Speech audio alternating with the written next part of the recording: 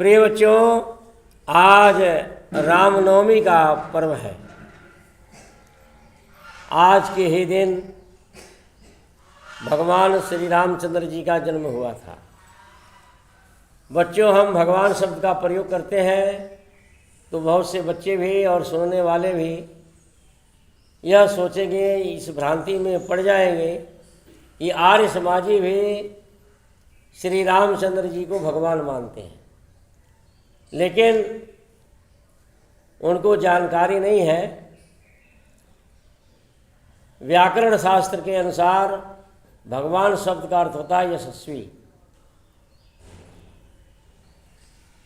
भग ऐश्वर्य धातु से मतु प्रत्यय होकर के भगवान बना है, म को वह हो जाता है व्याकरण के नियम से, और जिसका अर्थ होता है ऐश्वर्य वाला।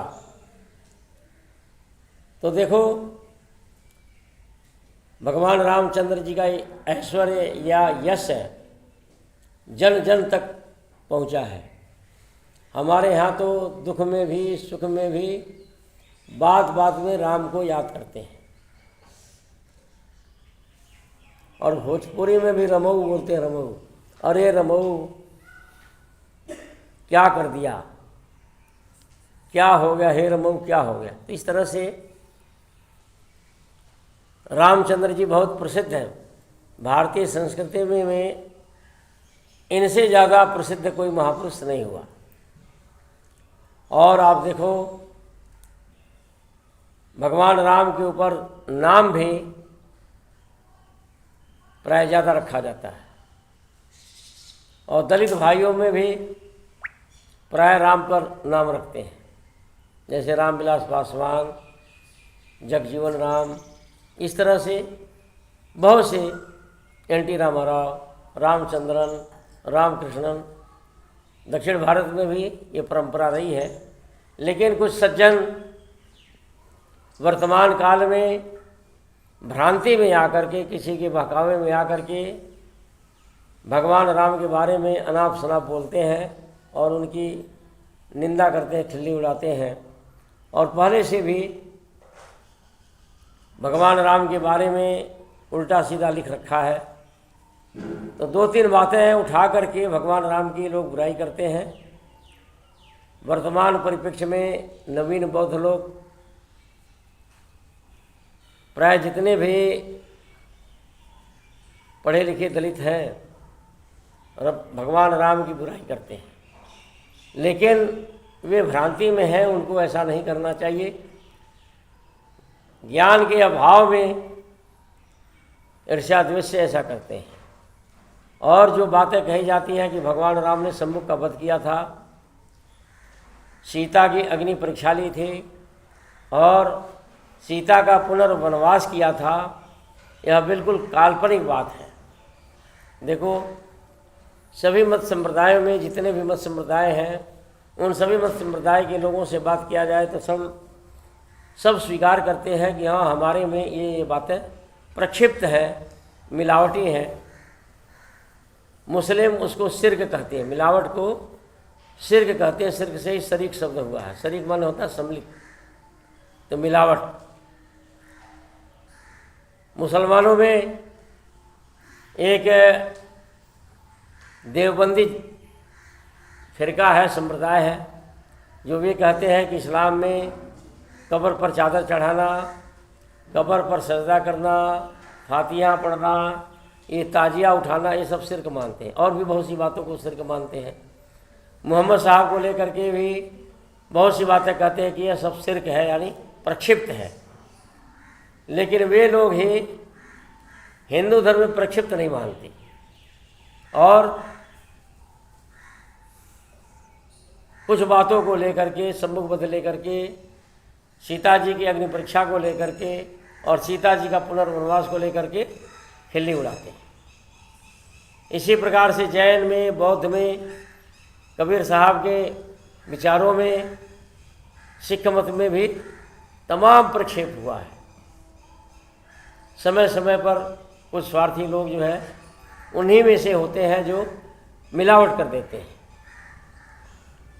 तो हम पूर्वापर विचार करके और व्याकरण शास्त्र की दृष्टि से और गहन अध्ययन करने के पश्चात महर्षि दयानंद सरस्वती ने बताया कि वाल्मीकि रामायण में भी प्रक्षेप हुआ है और वाल्मीकि रामायण के अतिरिक्त जो उत्तर रामायण है, ये तीनों घटनाएं उत्तर रामायण में हैं। उत्तर रामायण पूरा का पूरा प्रक्षिप्त है।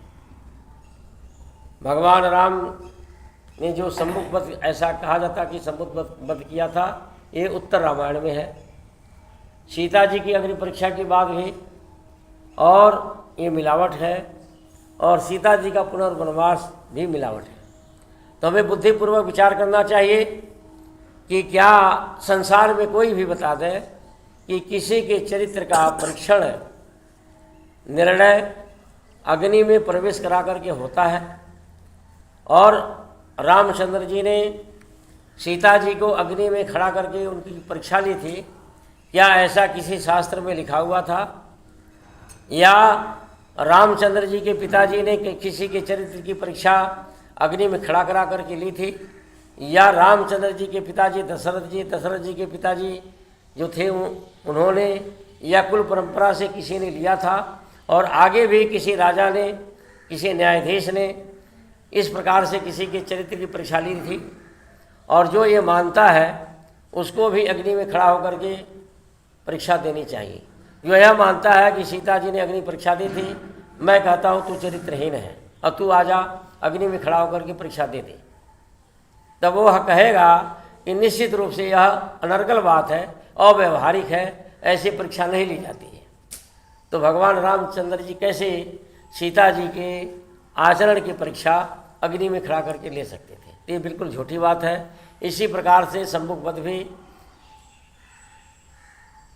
यह भी जो है अव्यवहारिक और अप्रासंगिक है। उस काल में वर्ण व्यवस्था जन्म से नहीं कर्म से मानी जाती थी। वाल्मीकि रामायण में ही लिखा हुआ है कि धनुष को नौकर खींच करके सभा में ले गए। तो इसका मतलब है नौकर भी अंदर, घर के अंदर भी जाते थे, प्रवेश करते थे। और लिखा हुआ है कि यथाउचित ब्राह्मण भी आए, वैश्य भी आए, क्षत्रिय भी आए, शूद्र भी आए, और उनको उचित स्थान पर आदरपूर्वक बैठाया गया। तो ऐसा नहीं था। प्राचीन काल में छुआछूत, ऊंच नीच की बातें नहीं थी। वर्ण व्यवस्था कर्म के अनुसार थी। जो जैसा कर्म करता था उसी को ब्राह्मण माना जाता था। ऐसा नहीं कि किसी ब्राह्मण के घर में पैदा होने से या क्षत्रिय के घर में पैदा होने से उसके अंदर, ब्राह्मण माने होता है विद्वान, वेदों के विद्वान।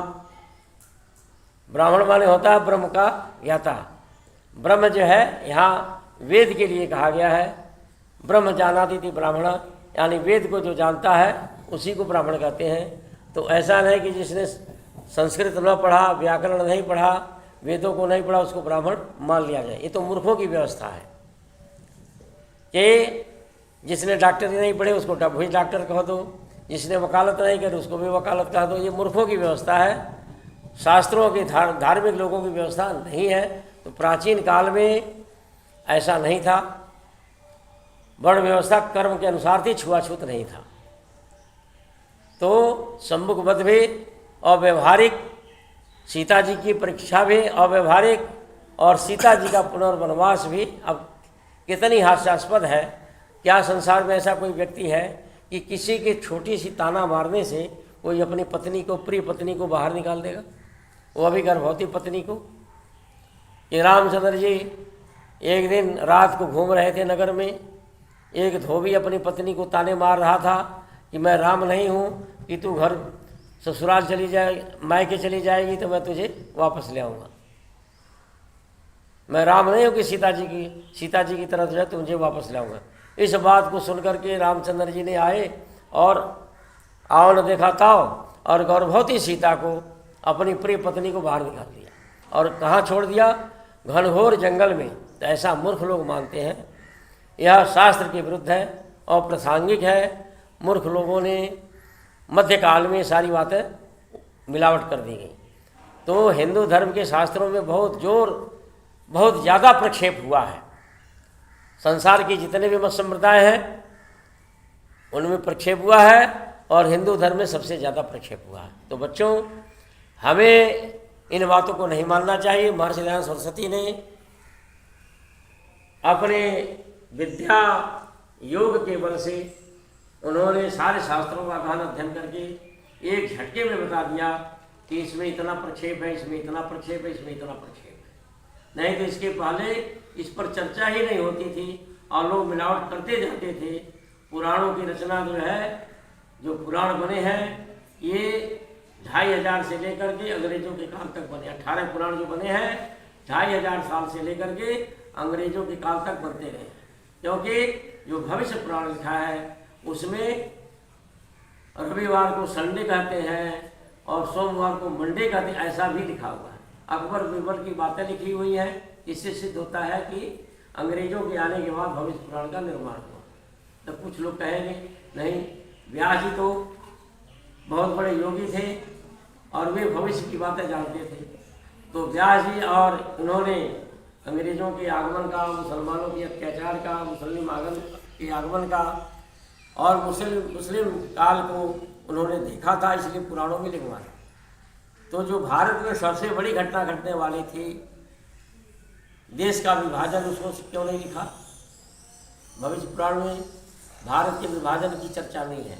और उन्होंने क्यों नहीं लिखा कि जब भारत का विभाजन होगा तो भीषण अत्याचार होगा, लाखों लोग मारे जाएंगे,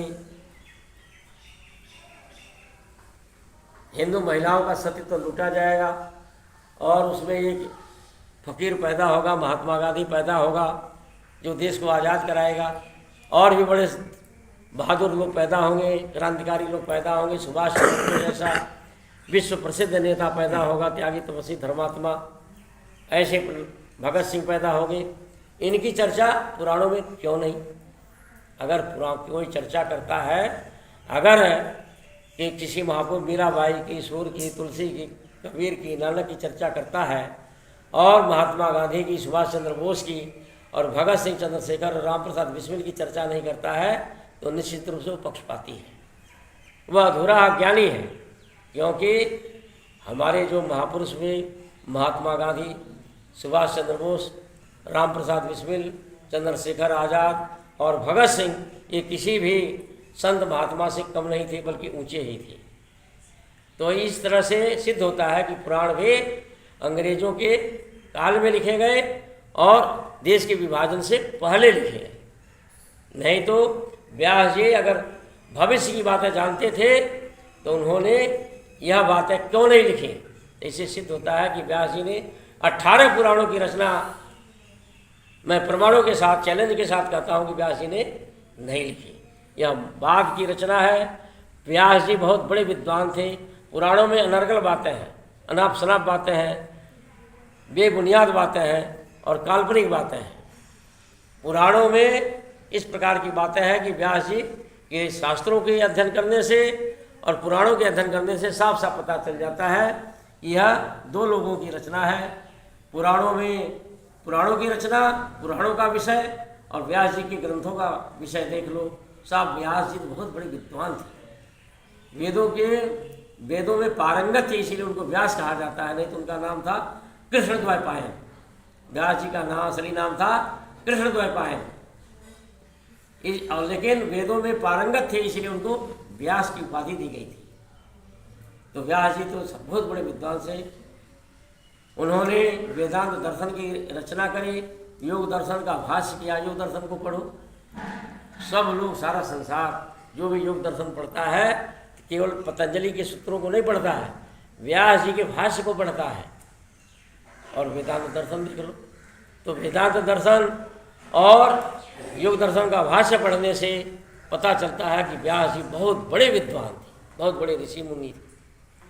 ऐसे और पुराणों की रचना देखने से पता चलता है कि कोई जो है उपन्यासकार था। तो मेरे बच्चों, आज भगवान रामचंद्र जी का जन्मदिन है। भगवान रामचंद्र जी बहुत बड़े ही महापुरुष थे, त्यागी तपस्वी धर्मात्मा थे। वाल्मीकि जी नारद जी से पूछते हैं, हे मुनि बताइए, इस समय वर्तमान में इस पृथ्वी पर धीर वीर गंभीर, धार्मिक परोपकारी, न्यायप्रिय, सत्यप्रिय और सबका प्रिय, पितृभक्त, मर्यादा से युक्त इस पृथ्वी पर कौन पुरुष है, कौन मनुष्य है? तो नारद मुनि कहते हैं, हे ऋषि, हे मुनि, इस समय इन गुणों से विभूषित मनुष्यों में श्रेष्ठ, नरों में श्रेष्ठ रामचंद्र जी हैं। तो वाल्मीकि जी कहते हैं कि मैं ऐसे मनुष्य का जीवन चरित्र लिखूंगा। तो उन्होंने रामायण लिखा। रामायण माने होता है राम की यात्रा। रामायण माने क्या होता है? राम की यात्रा। तो उन्होंने अयोध्या से लेकर के लंका तक और पुनः अयोध्या तक वापस आने, इसको सारी घटनाओं का जो है उन्होंने विवरण लिखा, उसी को कहते हैं रामायण। तो आज ऐसे महापुरुष का जन्मदिवस है। हमें भी, हम बड़ी श्रद्धा और भक्ति के साथ गुरुकुल में रामनवमी को मनाएंगे और गुरुकुल के जितने भी प्रिय लोग हैं, सज्जन लोग हैं, धार्मिक परोपकारी हैं, सहयोगी हैं, उनके लिए विशेष यज्ञ करेंगे और 108 आहुतियाँ महामृत्युंजय मंत्र से देंगे। बच्चों, तो अब यज्ञ प्रारंभ करते हैं। ओम